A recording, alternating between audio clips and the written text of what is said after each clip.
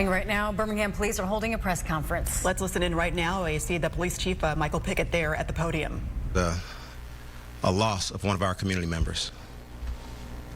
We recognize that this is an extremely difficult situation, and we're extremely saddened by the death of Vanessa Ragland. To that end, we offer our sincerest condolences to her family. The purpose of this news conference is to provide a timeline of what occurred from the time BPD was dispatched to the time the first shots were fired and the last shot was fired. At the conclusion of my comments regarding the timeline, we're going to show the body-worn camera footage from the moment the officer arrived on scene until the time the shots were fired. That being said, I'm going to go into a bullet-pointed timeline of what you'll see just after I'm done speaking. Our 911 received a call to a residence in the 600 block of Brunson Avenue on Wednesday, October the 29th. At 5:07, the call details included: thinks dad's sugar is low,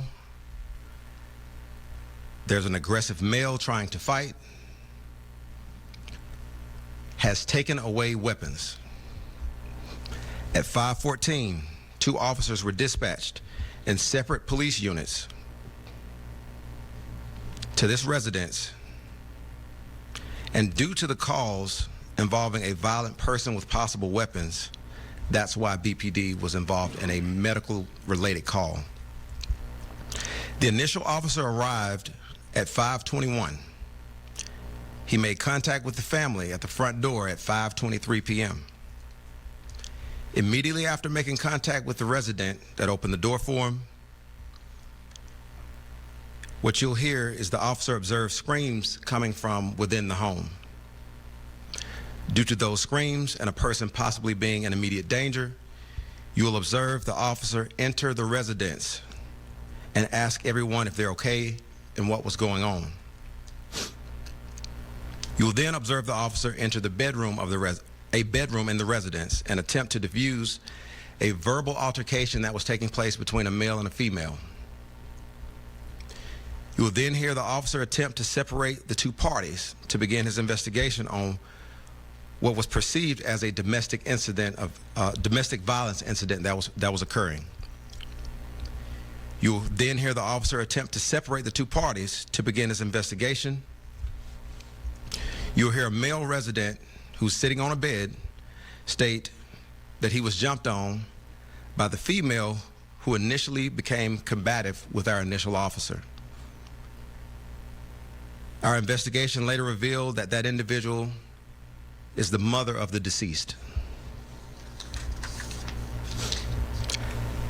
After several requests and numerous verbal commands were given to the female and they proved to be ineffective, you'll see our initial officer attempt to detain the subject in order to gain control of the volatile situation. As the officer attempts to guide the subject away from the male and gain control of the female, you will observe her become increasingly physically combative. As the officer attempts to detain her, both she and the officer fall to the ground. After a brief struggle, the officer gives verbal commands to 2 additional females to stand back or get back. The females continue to approach the officer from behind. The officer then draws his taser. At 5:25 p.m., an additional struggle ensues with the 2 additional females. One of them falls to the ground, and one of them was the deceased, who was able to overtake the officer. At this time, the officer deploys his taser. Let me be clear, he pulls his taser first. There's a tussle. After he's overtaken, he'll deploy his taser. You will hear the taser cycling. The deployment was ineffective on the deceased. Approximately 10 seconds after being overtaken and lying on his back, with the deceased on top of him and the mother on top of him as well, he's going to say on the radio Step it up, I need more units. Approximately 22 seconds after being overtaken, you will hear him request for additional units for a second time. After 37 seconds of being overtaken, you will hear the officer state, "Give me back my taser, give me my taser," 3 times. Then you will hear the taser cycling. 45 seconds after being overtaken and 7 seconds after his taser was apparently taken, the officer fired the first shot. You may or may not be able to hear this. 3 seconds after the initial shot was fired, 2 additional shots were fired. At this point, I'm gonna have them step to the side and we're gonna go ahead and show the body-worn camera footage.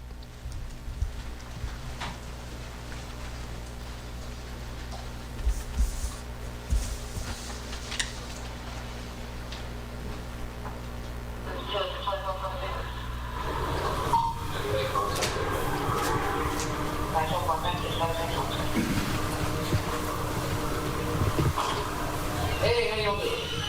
What's going on? Did y'all call? Yeah.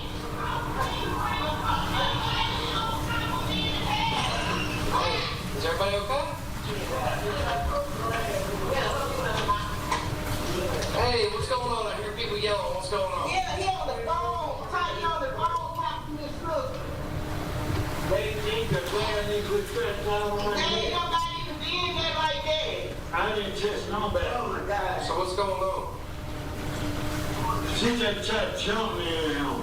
Dave, see why she lying on me? You said I did something to you. Dave, I didn't say see, Hey. I didn't even call no police. I don't even know why you here. Because I didn't call nobody. Man, can I talk to him? No, I'm gonna talk to you. Why? Because I ain't. Because my I'm husband is sick. gonna talk to him. No, I don't want you lying on me, though. Man, I'm going to talk to him, and then I'm going to talk Yeah, to but I want him lying on me, though. Leave the room so I can talk to him. Leave the room so I can talk to him. I know damn well. I'm gonna see, keep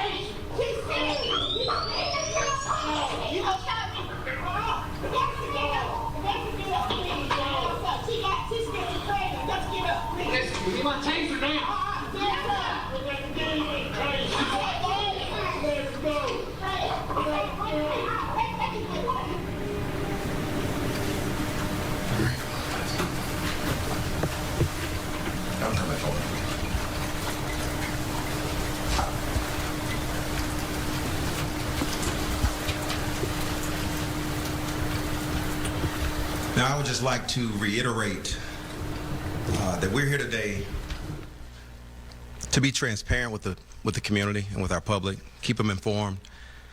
Anytime that police are involved in a shooting and there's loss of life, we recognize the sensitivity for the community, and our efforts are to provide the most information as possible in a timely manner while there is still an active investigation going on. The officer involved is on paid administrative leave during this investigation, and we will not be able to provide any additional information as it is an ongoing investigation. The State Bureau of Investigation is the lead on this, and any and all questions should be directed to ALEA, the investigating agency. Thank you all. We really appreciate you being here today.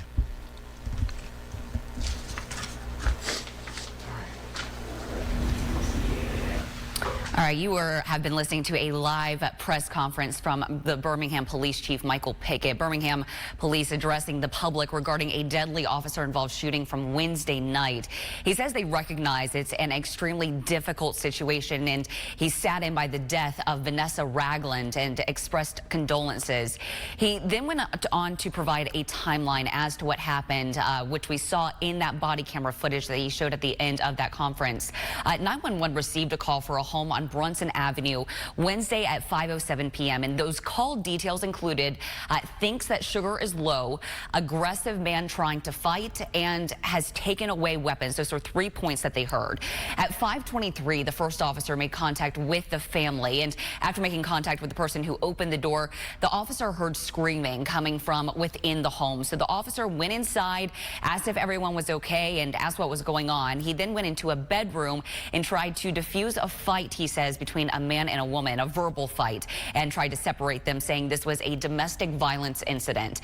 The man says that he was jumped on by the woman who became combative with that first officer. That woman is the mother of the deceased, who is Ragland.